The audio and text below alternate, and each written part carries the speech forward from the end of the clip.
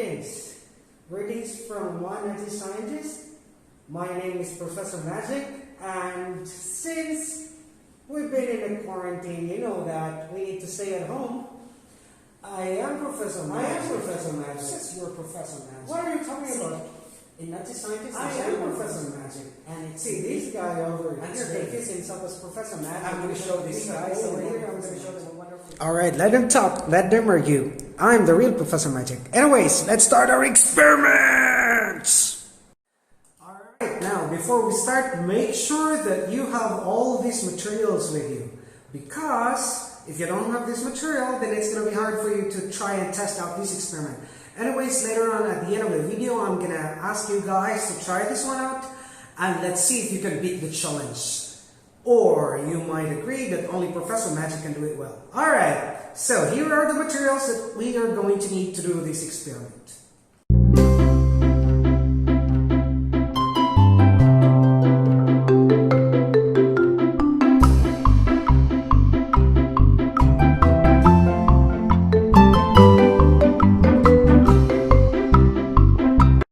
Okay, so alright, you got all the materials? So let's start. First, you need to put something inside this container. Anyways, it could be any container. Just make sure that it's deep enough so you can put water on it. So, let me add some water on it. Ta-da! So I got water now. So the next thing that I'm going to do since I got the water right now is I'm going to add some salt on it. Yes, we are going to add some salt in it. As you know, if you don't know yet, salt will add the density of water. So we're going to make the water more dense, because later on we're going to test the density of water if it can carry something like paper clip. So we're going to try if the paper clip can float into this water. First, let me try mixing it, add some salt, and I'm going to mix it. Alright, I think I'm going to add 5 spoons first. So I'm going to come 1 and 2 and 3 and 4 and 5. So do you want to see what I'm going to do next? Mix, mix, mix, mix, mix, mix, and stir it.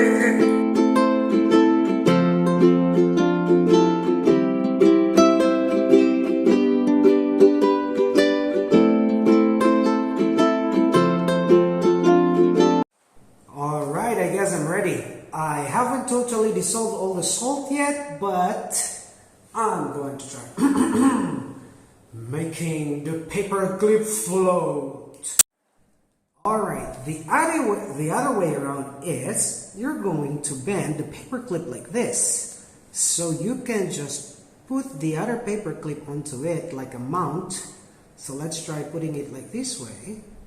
And we're going to slowly dip this one into the water until, I hope so, let's try. This one works though, but not every time, but let's try.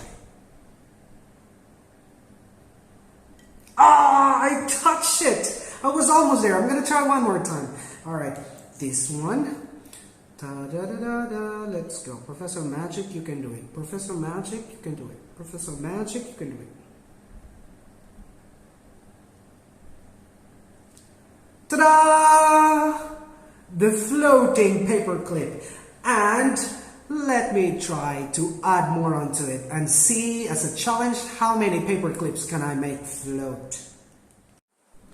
Alright, as you can see here, I have several paper clips floating into the water. If you are thinking that this water is dirty, then you are wrong. This kind of residue that's on the water is actually a residue from the rock salt that I used. So here, I'm using a rock salt, like a kind of not refined one. So as you can see, there are some residue on the water. But then the most important thing is, I made the paper clip float.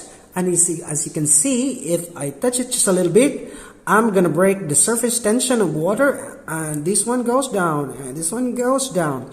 So without adding with the density and the surface tension of water, it's quite impossible to make the paperclip float. But some people have a very steady hand that they can make the paperclip float without adding some salt or adding something that makes the surface tension stronger.